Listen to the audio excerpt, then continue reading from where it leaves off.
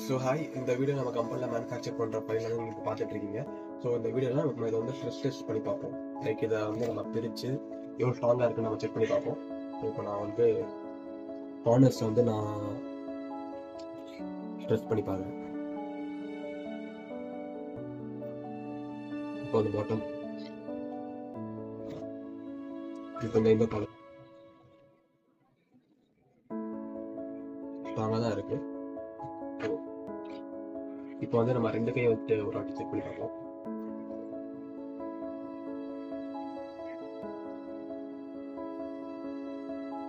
So உங்களுக்கு தெரியுதா நான் எந்த அளவுக்கு ஸ்ட்ரெஸ் பண்ணுறேன்னு?